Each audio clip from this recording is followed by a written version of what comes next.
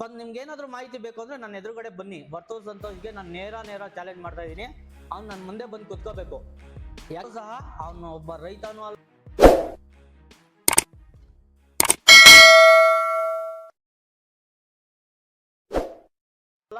ಒಬ್ಬ ಡೊಂಗಿ ನಕಲಿ, ಅವನ್ ಡೂಪ್ಲಿಕೇಟ್. ಅವನು ಕಾಮೆಂಟ್ ಬರುತ್ತೆ ಸರ್, ಅದಕ್ಕೆಲ್ಲ ನಾನು ತಲೆ ಕೆಡ್ಸ್ಕೊಳಲ್ಲ.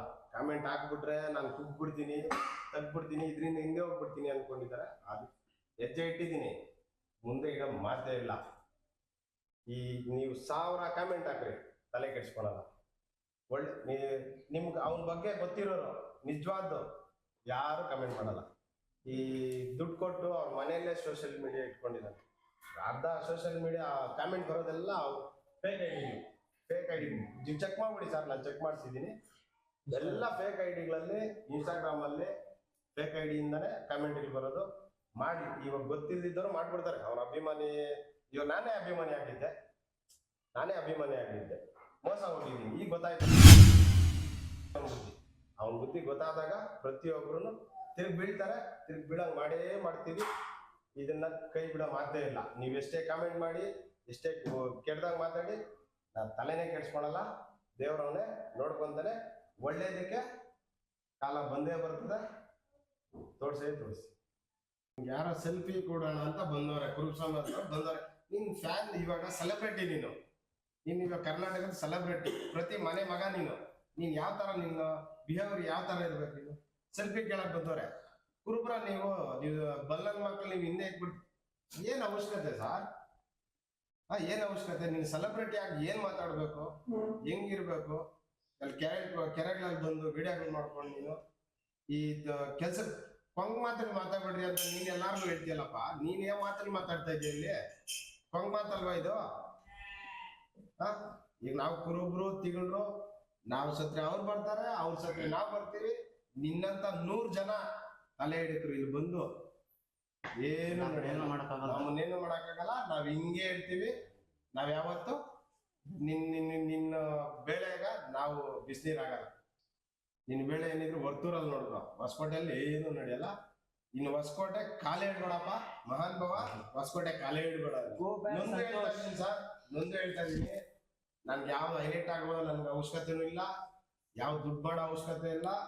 ದೇವ್ರು ನಮ್ಮನ್ನು ಚೆನ್ನಾಗಿತ್ತು. ನಾನು ಚಿಕ್ಕ ವಯಸ್ಸಿಂದ ನಾನು ದುಡ್ಡು ಖರ್ಚು ಮಾಡ್ಕೊಂಡೇ ಬಂದಿದ್ದೀನಿ. ನಮ್ಮ ತಾಲೂಕು ಜನ ಗೊತ್ತದು.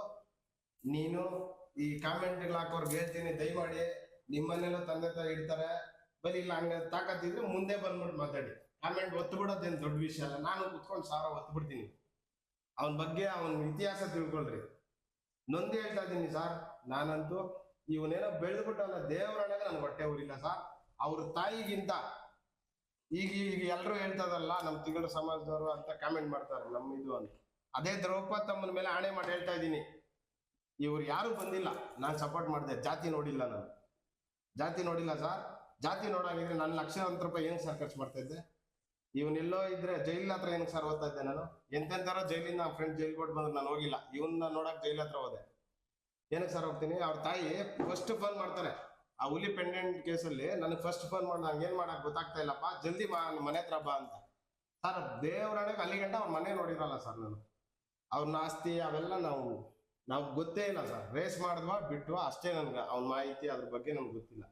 ಅವ್ರ ಮನೆ ಹತ್ರ ಇದೇ ತಿಂಗಳ ಸಮಾಜದ ಅವ್ರ ರಿಲೇಟಿವ್ ಒಬ್ಬರನ್ನ ನಂಗೆ ಅಡ್ರೆಸ್ ಗೊತ್ತಿಲ್ಲ ಅಂತ ಕರ್ಕೊಂಡು ಹೋಗ್ತೀನಿ. ಕರ್ಕೊಂಡು ಹೋದ್ಮೇಲೆ ಅವ್ರ ಮನೆ ತೋರಿಸ್ತಾರೆ. ಅವ್ರ ತಾಯಿ ಎಲ್ಲ ಮೀಡಿಯಾದವರೆಲ್ಲ ಇರ್ತಾರೆ. ಅವತ್ತು ನೋಡಿ ಬೇಕಾರೆ, ಅವತ್ತು ಮೀಡಿಯಾದಲ್ಲೂ ನಾನು ಮಾತಾಡಿದ್ದೀನಿ. ಅವ್ರ ತಾಯಿ ಭಯ ಬಿದ್ದವ್ರೆ, ನೀವು ಯಾರು ಡಿಸ್ಟರ್ಬ್ ಮಾಡಬೇಡಿ ಅಂತ ನಾನೇ ಕಳ್ಸಿಕೊಡ್ತೀನಿ ಎಲ್ಲಾನು. ನಿನಗೆ ಅಷ್ಟೆಲ್ಲ ಹೆಲ್ಪ್ ಮಾಡಿ ನೀನು ನನ್ನ ಯಾಕಪ್ಪ ಡಿಗ್ರೇಡ್ ಮಾಡ್ತೀನಿ? ನೀನು ಏನು ಮೋಸ ಮಾಡಿದ್ದೀನಿ ತೋರಿಸು. ತಿಗಳ್ರ ಸಮಾಜದ ನಾನು ದಯಮಾಡಿ ಕೇಳ್ತೀನಿ, ನಾವೆಲ್ಲ ಅಣ್ಣ ತಮ್ಮಂದ್ರು, ನೀವು ಯಾರು ತಪ್ಪು ತಿಳ್ಕೊಬೇಡಿ. ಇವನ್ ಸರಿ ಇಲ್ಲ, ಮನುಷ್ಯ ಸರಿ ಇಲ್ಲ. ಅವನ ಬಗ್ಗೆ ಮಾತ್ರ ನನ್ನ ವಾದ. ಅವನ ಬಗ್ಗೆನೇ, ಅವನ ಒಬ್ಬನ ಮೇಲೆ ನನ್ನ ಫೈಟು. ನೋಡಿ, ಇವ್ರು ನಮ್ಮ ಅಣ್ಣ ತಮ್ಮಂದ್ರು. ನಾವ್ ಇವತ್ತೆಲ್ಲ ಈ ಚಿಕ್ಕ ವಯಸ್ಸಿಂದ ನಾವೆಲ್ಲ ಜೊತೆಲಿ ಬೆಳೆದ್ಬಿಡ್ತೀವಿ. ಭೇದ ಭಾವನೆ ಬಂದಿಲ್ಲ ಇವತ್ತಿಗೂ ನಾವು ಇವನ್ ಜಾತಿ ಬಗ್ಗೆ ಮಾತಾಡ್ತಾವಂದ್ರೆ ಗೊತ್ತಾ ಇತ್ತು. ಏನ್ ಮಾತಾಡೋ ಅವಶ್ಯಕತೆ ಏನು ಸರ್? ನೀವೇ ಕೇಳಿ ಸರ್. ಮಾತಾಡ್ತಿಲ್ಲ ಆಯ್ತು. ಅದೇ ತಿಗಡ ಸಮಾಜದವ್ರೆ ನಿನ್ ಜೊತೆಲಿ ಇದ್ದಾರೆ. ಅವತ್ ನಿನ್ನ ಬೈದ್ ಕಳ್ಸಿದ್ರೆ ಇಲ್ಲ, ಹಂಗೆಲ್ಲ ಮಾತಾಡ್ಬೇಡಪ್ಪ, ನಾವು ಒಂದೂರು ಅಕ್ಕಪಕ್ಕ ಇರೋರು ಇವರೆಲ್ಲ ಒಳ್ಳೆ ಹುಡುಗರು ಅಂತ ಹೇಳಿ ಕಳ್ಸಿದ್ರಲ್ಲ. ನಿಮ್ಗೆ ಅವಶ್ಯಕತೆ ಏನು? ಕೇಳಿ ಸರ್, ಯಾಕೆ ಮಾತಾಡ್ತೀರ ಅಂತ ನೀವು ಮೀಡಿಯಾದವ್ರೆ ಕೇಳಿ ಸರ್. ಹಂಗ್ ಮಾತುಗಳು ಮಾತಾಡೋದು ಸರ್. ಅವ್ನು ಮೀಡಿಯಾದಲ್ಲೇ ಒಂದು ಮಾತಾಡೋದನ್ನ ಆಚೆ ಬಂದು ನಡ್ಕೊಳಲ್ಲ ಸರ್. ಅವನು ಮೀಡಿಯಾದಲ್ಲಿ ಮಾತಾಡ್ತಾನೆ, ಒಳ್ಳೆ ಬುದ್ಧಿ.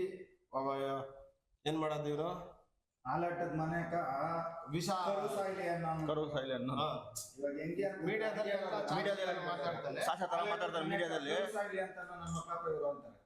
ಹಂಗಾಯ್ತು ಇದನ್ ಕತೆ. ಮೀಡಿಯಾದಲ್ಲಿ ಸಾಕ್ಷಾತ್ ತರ ಮಾತಾಡ್ತಾನೆ, ಹಿಂದೆ ಬಂದು ಅದಕ್ಕೆ ವಿರುದ್ಧವಾಗಿ ಎಲ್ಲ ವಿರುದ್ಧವಾಗೇ ಮಾಡೋದು ನಮ್ಮ ಕೆಲಸ ಎಲ್ಲ.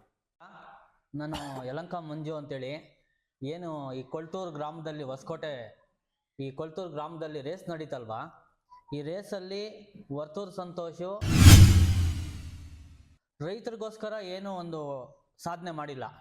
ಆತನ ದುಡ್ಡು ಮಾಡಬೇಕು, ರೇಸ್ ನಡೆಸ್ಬಿಟ್ಟು ಸುಮಾರು ದುಡ್ಡುಗಳು ಕಲೆಕ್ಷನ್ ಕೂಡ ನಾನೇ ಮಾಡಿಸಿದ್ದೀನಿ ಸಹ. ಅದ್ರದ್ದು ಲೆಕ್ಕ ಕೂಡ ಕೊಡು ಅಂತಾನೂ ಕೇಳಿದ್ದೆ, ಅದ್ರ ಬಗ್ಗೆನೂ ಒಂದು ಮಾಹಿತಿ ಕೊಟ್ಟಿರಲಿಲ್ಲ. ಈಗ ಇದೇ ಹೊಸಕೋಟೆ ಒಂದು ಏನು ರೇಸ್ ನಡೆದಂಥ ಜಾಗದಲ್ಲಿ ನಮ್ಮ ಹಿರಿಯರು ರೈತರುಗಳಿದ್ದಾರೆ, ಇವರೆಲ್ಲ ಒಂದು ಮಾರ್ಗದರ್ಶನದಲ್ಲಿ ಅವನು ರೇಸ್ ಮಾಡಲಿ ಅಂತ ಹೇಳ್ಬಿಟ್ಟು ನಾವೆಲ್ಲ ಬೆಂಬಲವಾಗಿ ನಿಂತ್ಕೊಂಡು ಸಪೋರ್ಟು ಸಹ ಮಾಡಿದ್ವಿ.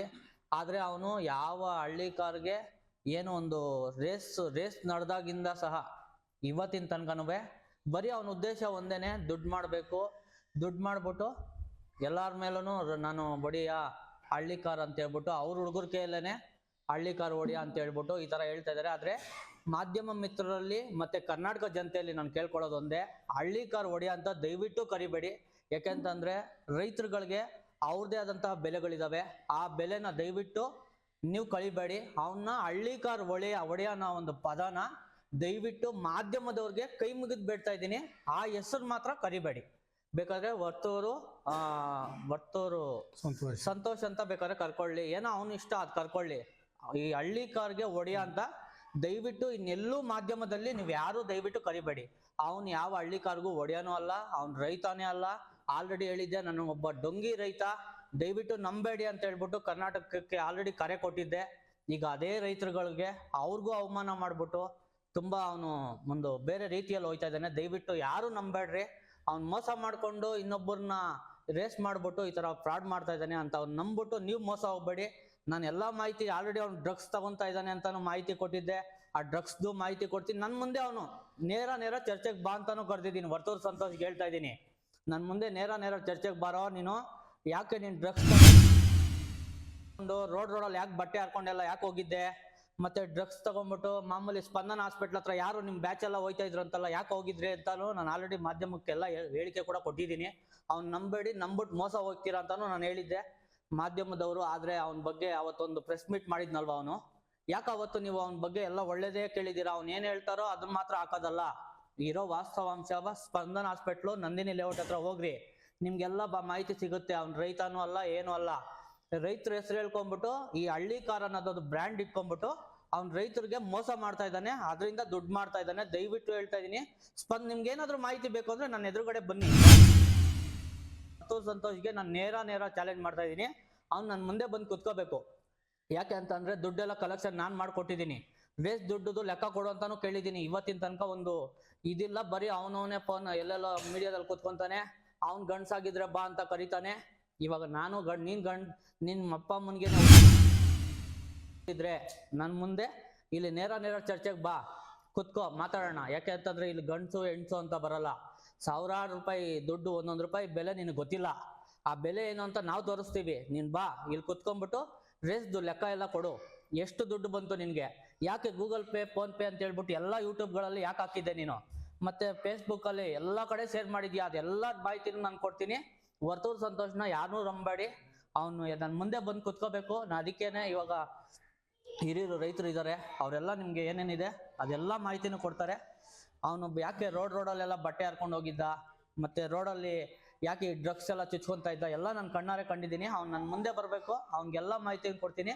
ದಯವಿಟ್ಟು ಯಾರು ಸಹ ಅವನು ಒಬ್ಬ ರೈತನೂ ಅಲ್ಲ, ಒಬ್ಬ ಡೊಂಗಿ ರೈತ, ನಕಲಿ, ಅವ್ನು ಡೂಪ್ಲಿಕೇಟ್. ಅವನು ದಯವಿಟ್ಟು ಯಾರು ನಂಬೇಡ್ರಿ. ನಾನು ಆಲ್ರೆಡಿ ಮಾಹಿತಿ ಕೊಟ್ಟಿದ್ದೀನಿ, ಇವಾಗೂ ಹೇಳ್ತಾ ಇದ್ದೀನಿ, ಕರ್ನಾಟಕ ಜನತೆ ಕೈ ಮುಗಿದು ಕೇಳ್ತಾ ಇದ್ದೀನಿ.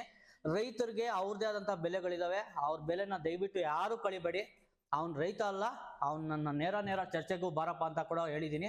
ಈಗ ನಮ್ಮ ಹಿರಿಯರಿಗೆ ಬಾಯಿಗೆ ಬಂದಂಗೆಲ್ಲ ಮಾತಾಡ್ಕೊಂಡು ಹೆಂಗಂದ್ರೆ ಹಂಗೆ ಅವ್ರೇನ್ ಮಾಡವ್ರೆ ಇವ್ರೇನ್ ಮಾಡವ್ರೆ ಅಂತ ಹೇಳೋದಲ್ಲ. ನೀನ್ ಬಾ ಮುಂದೆ ಕೂತ್ಕೊಂಡು ನೀನೇನ್ ಮಾಡಿದ್ಯಾ, ಹಳ್ಳಿ ಕಾರ್ ಹೊಡಿಯಾ ಅಂತ ಹೇಳ್ತೀಯಲ್ವಾ, ಹಳ್ಳಿ ಕಾರ್ಗೆ ನೀನ್ ಸಾಧನೆ ಏನಪ್ಪಾ, ಇವೆಲ್ಲ ಮಾಹಿತಿ ನೀನ್ ಕೊಡು.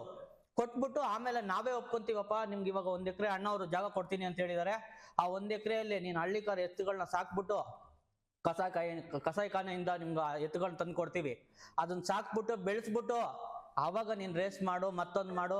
ರೈತರಿಗೆ ಹೋದ್ರೆ ಅಲ್ಲಿ ನಿನ್ ಸಾಧನೆ ಏನಪ್ಪಾ, ಏನು ಮಾಡಿಲ್ಲ. ನೀನ್ ಬಾ ನೇರಾಗಿ ಚರ್ಚೆಗೆ ಬಾ ಅಂತ ಕರೆದಿದ್ದೆ. ಈಗ ಎಲ್ಲ ನಮ್ಮ ಹಿರಿಯ ರೈತರು ಮಾತಾಡ್ತಾರೆ, ಅವ್ರ ಹತ್ರ ಮಾತಾಡೋಣ.